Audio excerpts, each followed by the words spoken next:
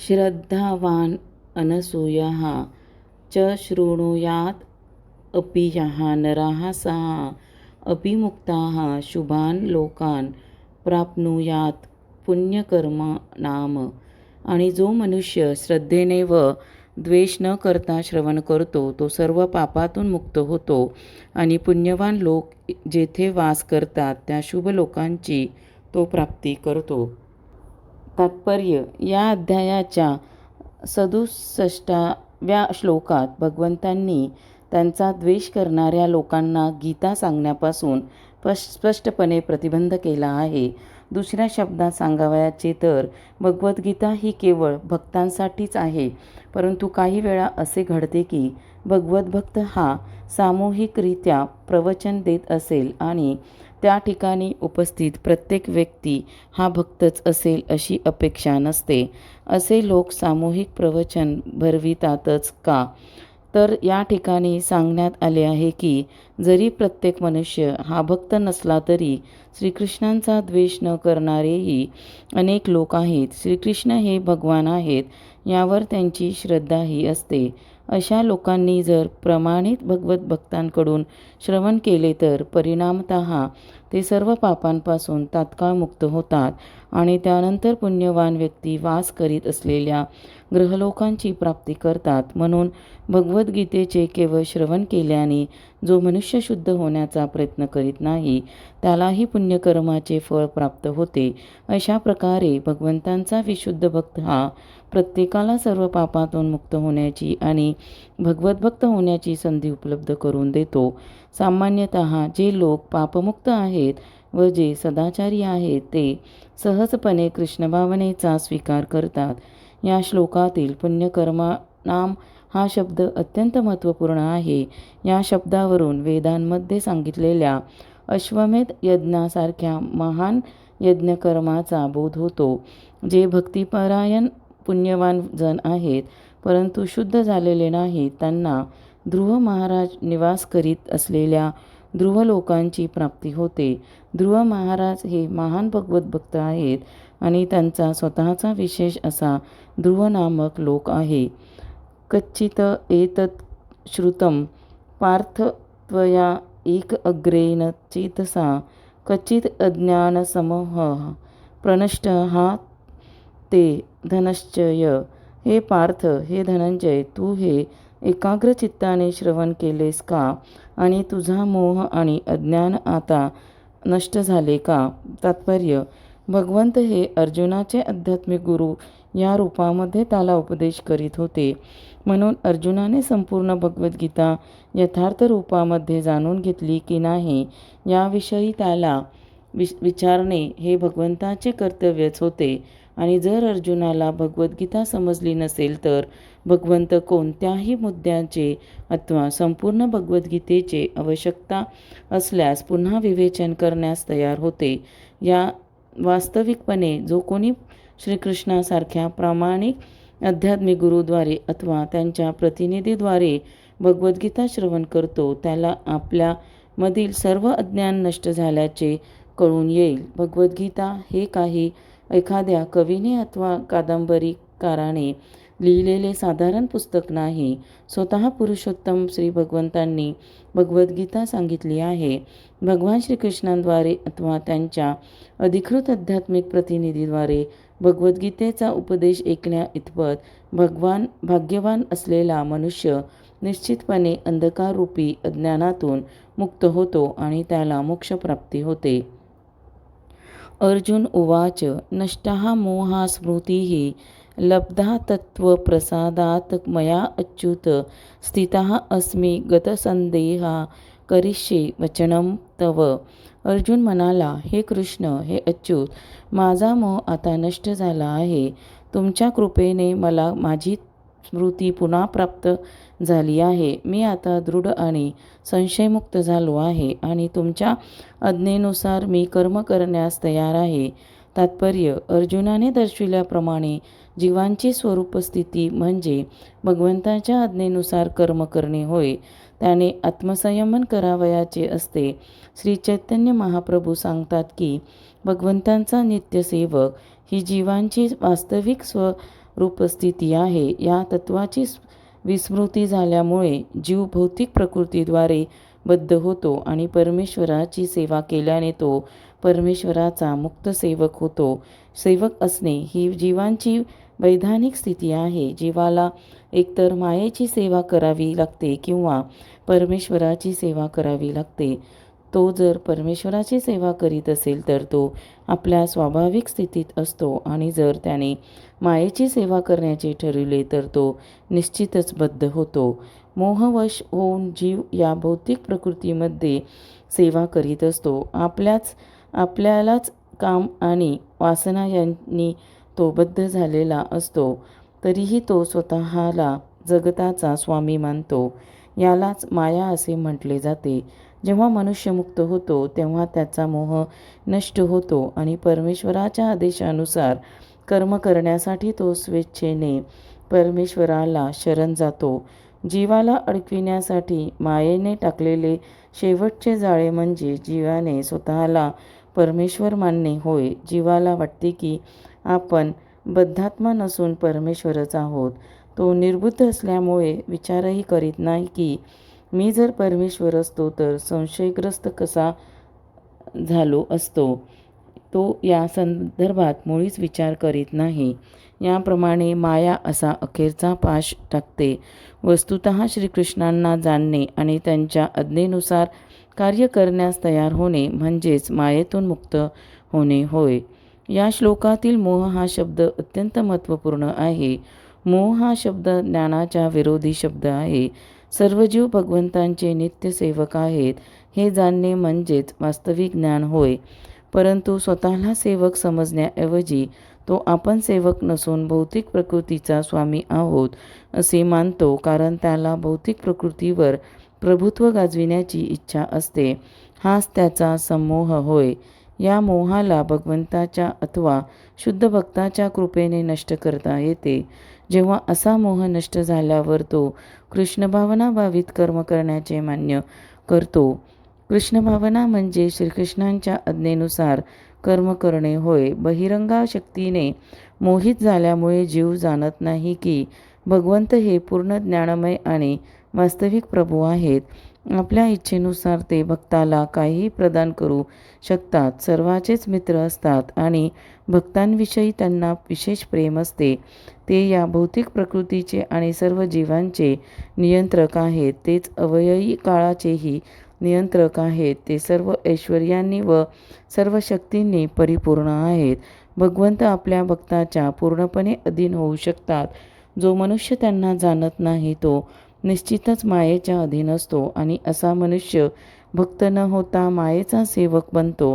तथापि भगवंताकडून भगवद्गीता ऐकल्यावर अर्जुन मोहमुक्त झाला. तो जाणू शकला की श्रीकृष्ण हे केवळ आपले मित्रच नसून साक्षात पुरुषोत्तम भगवान आहेत. तो भगवंतांना तत्वतः जाणू शकला. म्हणून भगवद्गीतेचे अध्ययन करणे म्हणजेच श्रीकृष्णांना तत्वतः जाणणे होय. परिपूर्ण ज्ञानाने युक्त झाल्यावर मनुष्य स्वाभाविकतःच श्रीकृष्णांना शरण जातो. जेव्हा अर्जुनाने जाणले की अनावश्यक लोकसंख्येमध्ये घट करणे ही श्रीकृष्णांचीच योजना आहे, तेव्हा त्याने श्रीकृष्णांच्या आज्ञेनुसार युद्ध करण्याचे मान्य केले. भगवंताच्या आज्ञेनुसार युद्ध करण्यासाठी त्याने पुन्हा धनुष्यबाण शस्त्रास्त्रे धारण केली.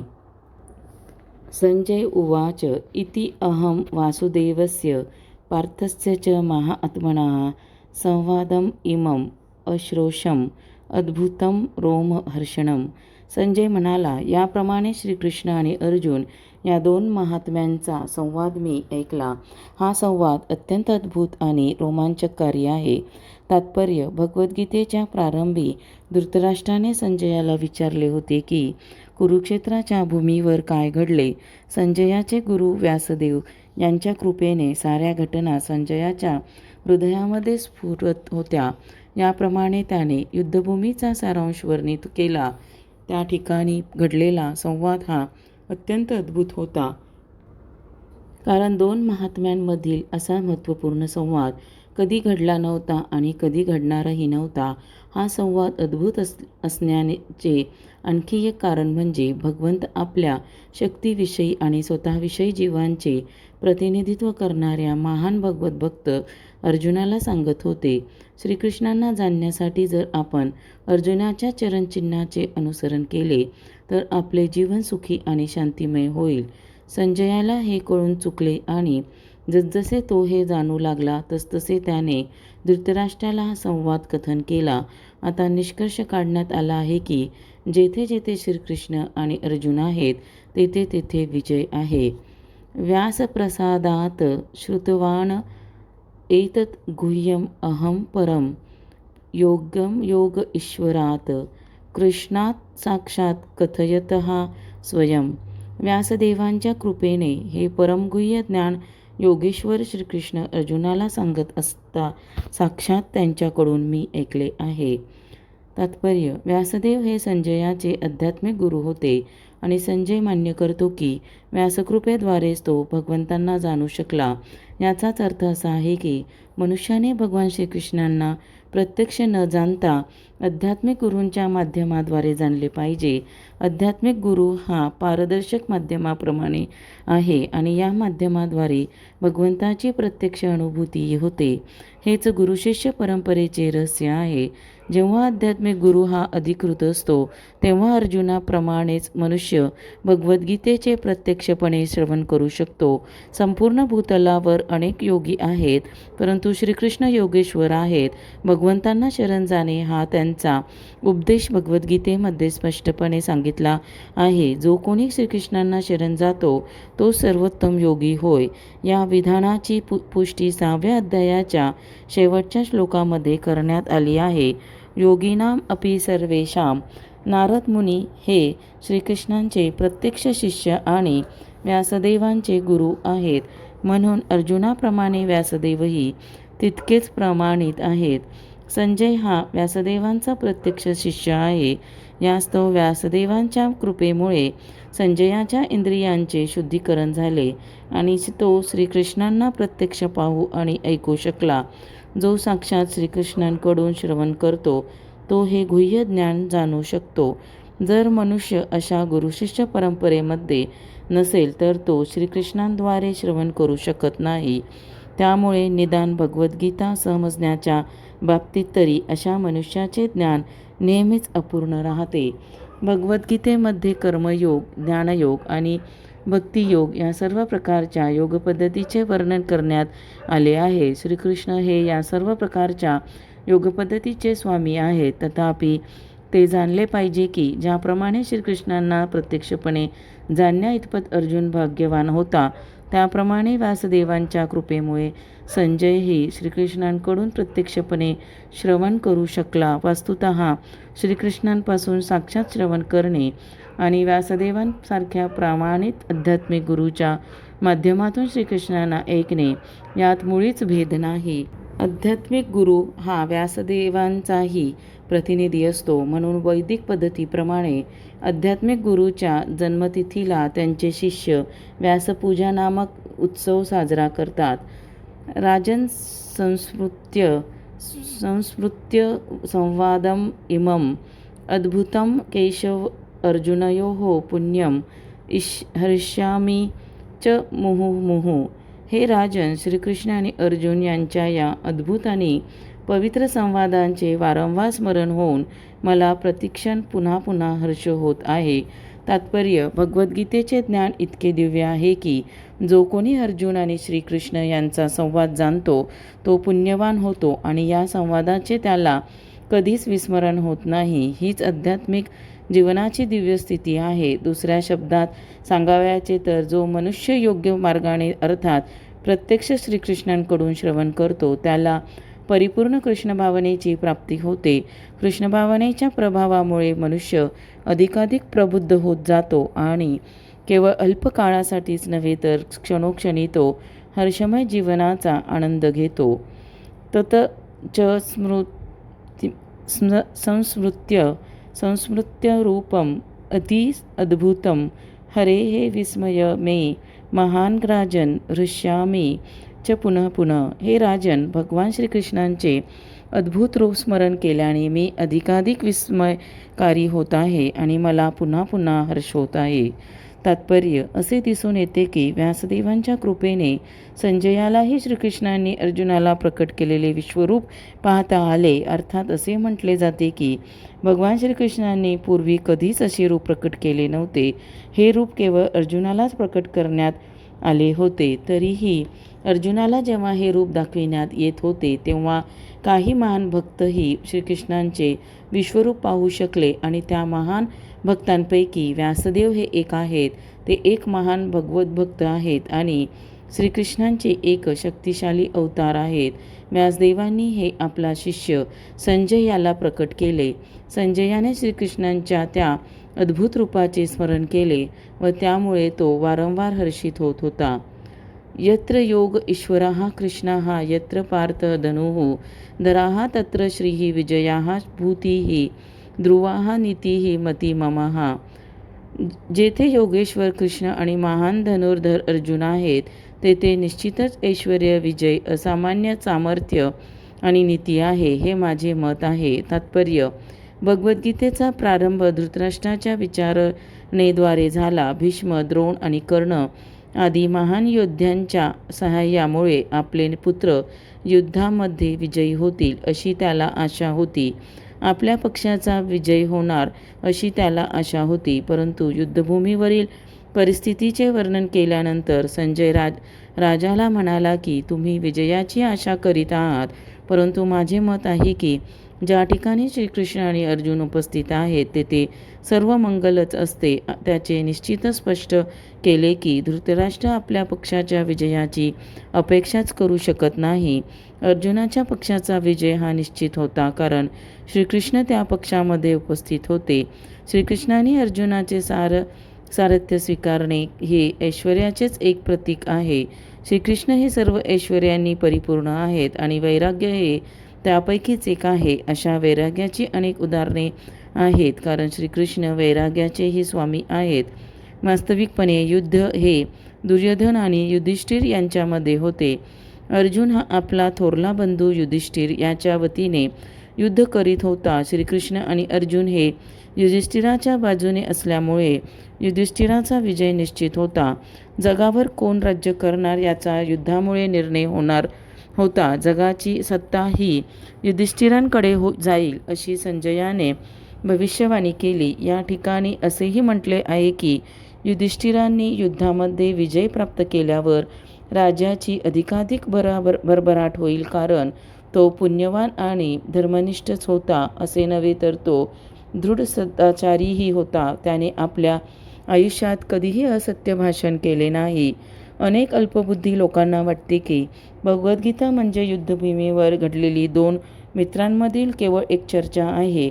तथापि असे पुस्तक शास्त्र म्हणून प्रमाणित होऊ शकत नाही. काही जण विरोध दर्शवितील की अर्जुनाला युद्ध करण्यास श्रीकृष्णांनीच उद्युक्त केले आणि असे युद्ध हे अनैतिकच होते. परंतु वस्तुस्थिती ही आहे की भगवद्गीता म्हणजे नैतिकतेचा सर्वश्रेष्ठ उपदेश आहे. सर्वश्रेष्ठ नैतिकता ही 9व्या अध्यायातील 34व्या श्लोकामध्ये सांगण्यात आली आहे की मनमना भव मदभक्ता हा. मनुष्याने कृष्णभक्त बनणे आवश्यक आहे आणि श्रीकृष्णांना शरण जाणे हे सर्व धर्माचे सार आहे. सर्व धर्म परित्यज्य मम एकम शरणम वज्र. भगवद्गीतेतील उपदेश म्हणजे सर्वश्रेष्ठ धर्म आणि सर्वश्रेष्ठ नैतिकतेचा मार्ग आहे. इतर सर्व मार्ग हे शुद्धीकरण करण्यासाठी आणि या मार्गाप्रत उन्नती करण्यासाठी असतील. गीतेतील शेवटचा उपदेश म्हणजे धर्म आणि नैतिकतेचा अंतिम उपदेश होय व तो म्हणजे श्रीकृष्णांना शरण जाणे होय. 18व्या अध्यायाचा हाच निर्णय आहे. भगवद्गीतेवरून आपण जाणू शकतो की आत्मसाक्षात्काराकरिता ज्ञान आणि ध्यान हेही मार्ग आहेत, परंतु श्रीकृष्णांना शरण जाणे ही परमोच्च संसिद्धी आहे. भगवद्गीतेचे हे सार आहे. विविध कर्मविधींना आणि वर्णाश्रम पद्धतीला अनुसरून असणारा नियामक तत्वाचा मार्ग हा ज्ञानाचा गुह्य मार्ग असून शकेल, परंतु धार्मिक कर्मकांडे, ध्यान आणि ज्ञानाचे अनुशीलन हे त्यापेक्षा अधिक गुह्य आहे.